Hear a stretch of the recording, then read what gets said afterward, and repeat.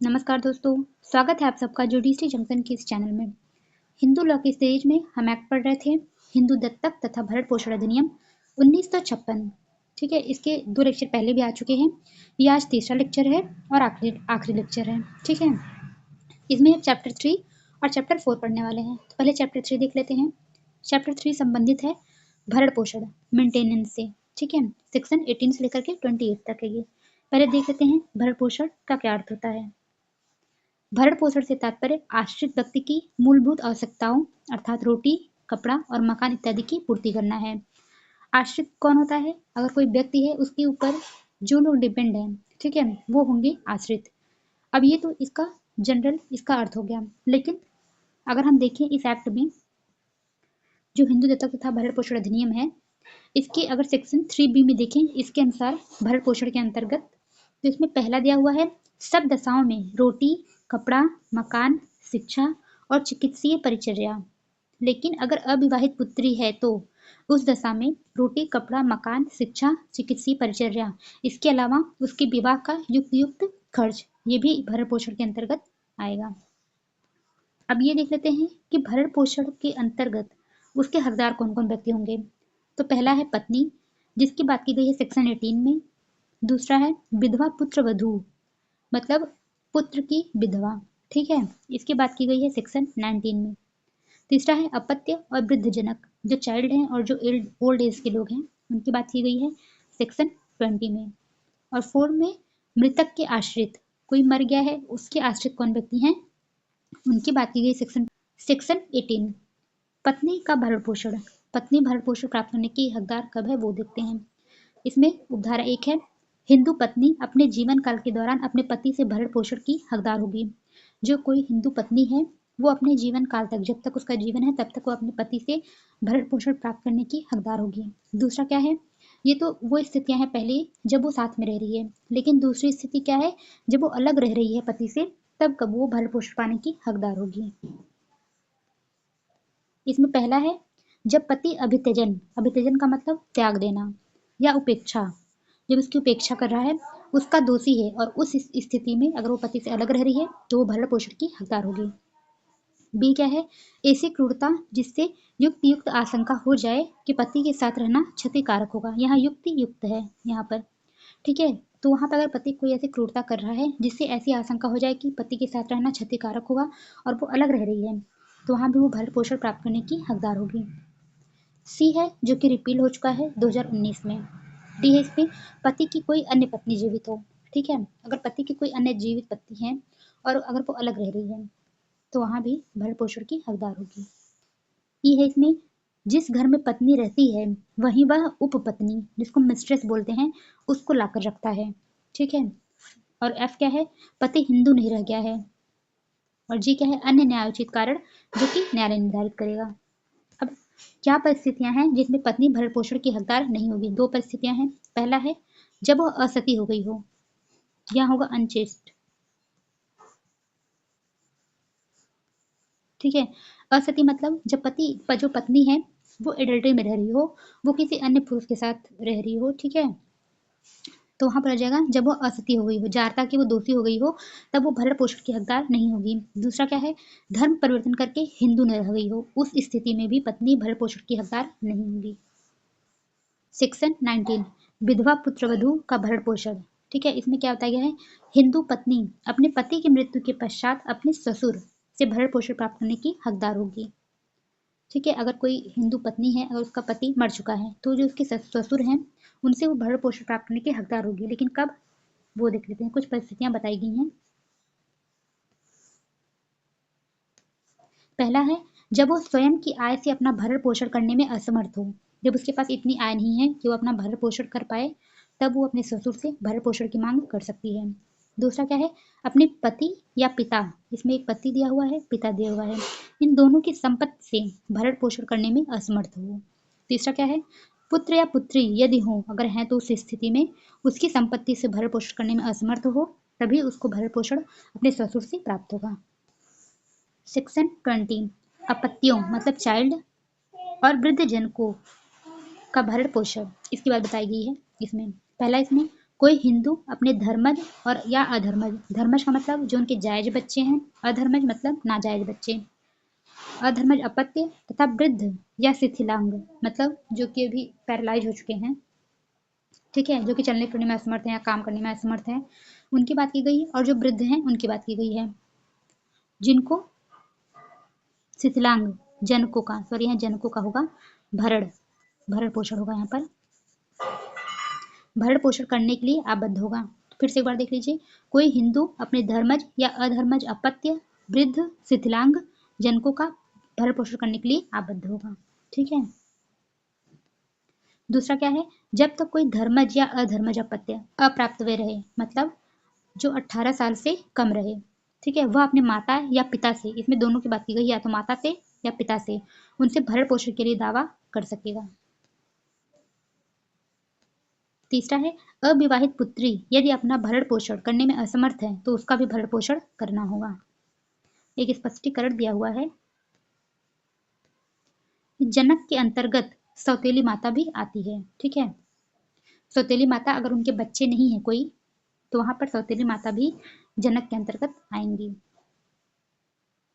Case है श्रीमती विजया मनोहर versus Kashiram Rajarao, ठीक है। इसमें क्या बताया, 1987 का केस है। इसमें कोर्ट ने क्या कहा, एक विवाहिता पुत्री अपने वृद्ध तथा अक्षम पिता के भरण पोषण के लिए उत्तरदायी है। यहाँ पुत्री को भी उत्तरदायी ठहराया गया है भरण पोषण के लिए। सेक्शन 21 और सेक्शन 22 ये आश्रितों के भरण पोषण से संबंधित है।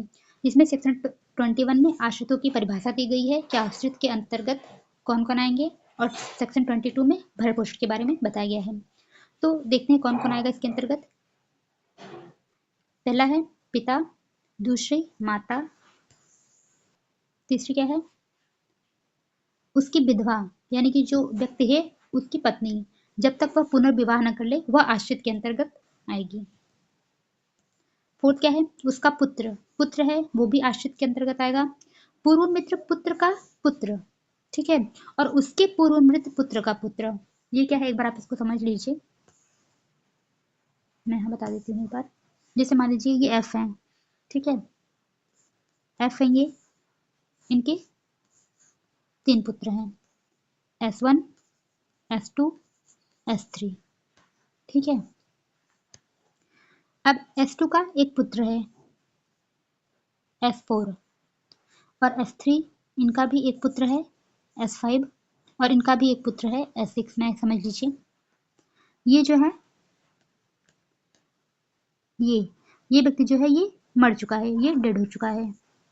जो S3 है ये भी डेड हो चुका है, और ये जो है ये भी डेड हो चुके हैं। अगर ये जीवित हैं जो F हैं तो इसका भरण पोषण करेंगे ये। अगर पूर्व मृत पुत्र का पुत्र, इनका पुत्र, ठीक है, तो ये मर चुका है, तो इनका भरण पोषण करने के लिए F जिम्मेदार होंगे, ठीक है।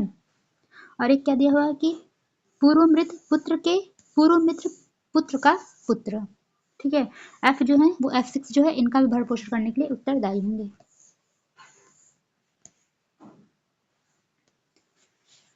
तो फिफ्थ क्या है, अविवाहिता पुत्री या उसके पूर्व मृत पुत्र की अविवाहिता पुत्री, इसमें भी यही बात की गई है, या उसके पूर्व मृत पुत्र के पूर्व मृत पुत्र की अविवाहिता पुत्री। जो इसमें पुत्र की बात की गई थी, यहाँ जो ऊपर मैंने दिखाया वैसे ही बात यहाँ पर पुत्री की गई है कि उसके भरण पोषण के लिए भी वो आबद्ध होंगे, कब, जब तक वो अविवाहित रहती है तब तक। 6 में क्या है, उसकी विधवा पुत्री, ठीक है, कब, जब पति की संपदा से, पुत्र या पुत्री की संपदा से, ससुर या पिता की संपदा से अपना भरण पोषण करने में असमर्थ हो, उस स्थिति में, ठीक है। पुत्र की विधवा, ठीक है, या पूर्व मित्र पुत्र के पुत्र की विधवा, उसका भी भरण पोषण करना होगा, कब, जब तक वह पुनर्विवाह न कर ले। 8 है उसका अप्राप्त वय पुत्र, जब तक वह अप्राप्त वय रहे, 18 ईयर्स के से कम जो पुत्र है उसका भरण पोषण करना होगा। 9 क्या है, उसकी अधर्मज पुत्री, कोई इलेजिटिमेट, कोई नाजायज पुत्री है, जब तक वह अविवाहित रहती है तब तक उसका भरण पोषण करना होगा। सेक्शन 22 आश्रितों का भरण पोषण, ये दिया गया है इसमें। क्या दिया इसमें, मृत हिंदू के वारिस, यानी कोई व्यक्ति जो मर गया है उसके जो वारिस हैं, ठीक है, जो उसकी संपत्ति लेता है, वो मृतक की विरासत में प्राप्त संपदा से मृतक के आश्रितों का भरण पोषण करने के लिए आबद्ध है। कोई हिंदू व्यक्ति है, अगर वो मर गया तो उसकी संपत्ति जिसके पास गई वो आबद्ध होगा उसके आश्रितों का भरण पोषण करने के लिए। सेक्शन 23, भरण पोषण की रकम। ये क्या है, मतलब भरण पोषण की रकम अवधारित करने में क्या चीजें, किन बातों को ध्यान में रखा जाएगा वो बताया गया है। पत्नी, अपत्य, वृद्ध तथा शिशुलांगों को भरण पोषण की रकम का अवधारण करने में निम्नलिखित बातों को ध्यान में रखा जाएगा। क्या क्या बातें हैं वो देखते हैं। ये है इसमें पक्षकारों की स्थिति तथा प्रायस्थिति, ठीक है। पक्षकारों की स्थिति देखेंगे कि वो पत्नी है या विधवा है, मतलब उसके बच्चे धर्मज हैं अधर्मज है, ठीक है, ये देखेंगे। प्रायस्थिति मतलब उसका स्टेटस। बी क्या है, दावेदार की युक्त युक्त आवश्यकताओं को, ठीक है, जो दावा कर रहा है उसकी आवश्यकता क्या है ये भी देखा जाएगा। तीसरा क्या है, यदि दावेदार अलग रहता है तो इस बात को कि क्या दावेदार का ऐसा करना न्यायोचित है। जैसे अगर दावेदार पत्नी है, अगर वो अलग रह रही है तो देखा जाएगा ना कि क्या उसके पास अलग रहने के आधार थे। अगर वो अलग रहने के उसके पास आधार हैं तब तो उसको भरण पोषण मिलेगा, अदरवाइज उसको भरण पोषण नहीं मिलेगा। डी है, दावेदार की संपत्ति का मूल्य और निजी उपार्जन के साधन। ये भी देखा जाएगा जो दावा कर रहा है उसके पास कितनी संपत्ति है, या फिर वो अपना काम कैसे करता है, उसके पास निजी उपार्जन कोई साधन है या नहीं है, ये भी देखा जाएगा, ठीक है।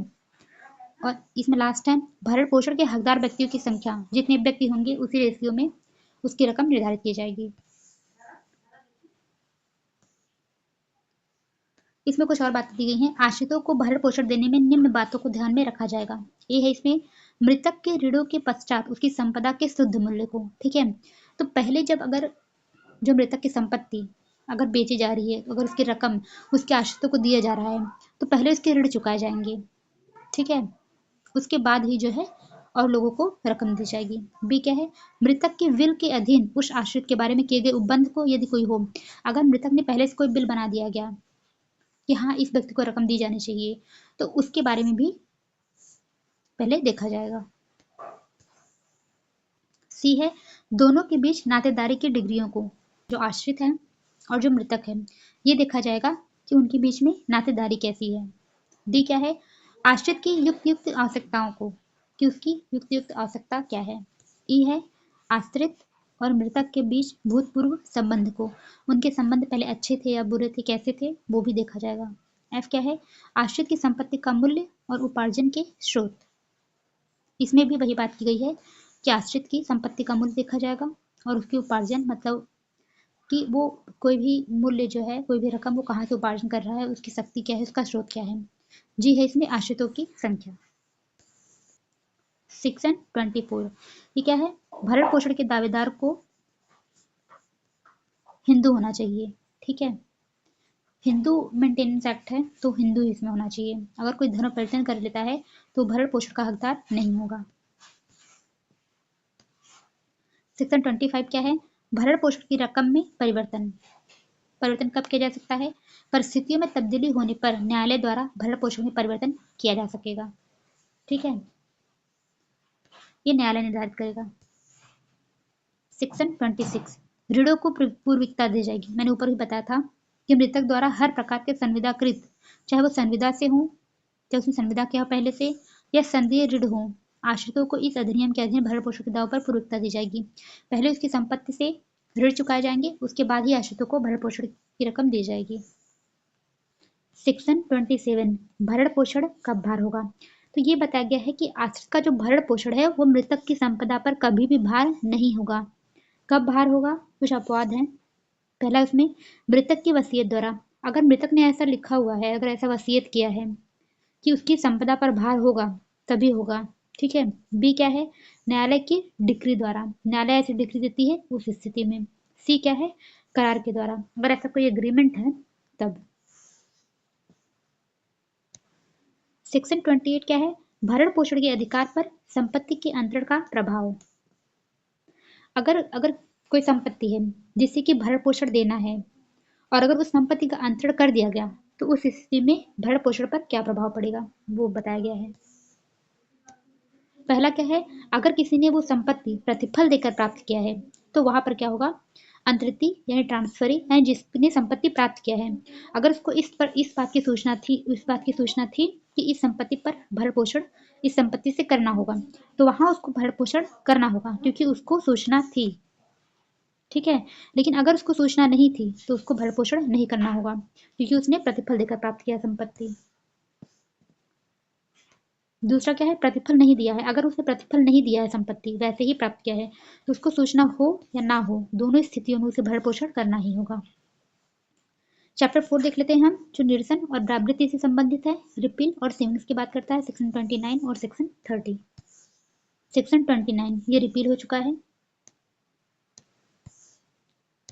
सेक्शन 30 क्या है, यह अधिनियम इस अधिनियम के प्रारंभ के पूर्व किए गए किसी दत्तक पर प्रभाव नहीं डालेगी। अगर कोई भी दत्तक जब ये एक्ट नहीं आया था उसके पहले अगर कर लिया गया था तो उस पर ये प्रभाव नहीं डालेगी, वो मान्य रहेगा। ठीक है, तो आज ये एक्ट कंप्लीट हो गया है और आई होप आपको समझ आया होगा। Thank you.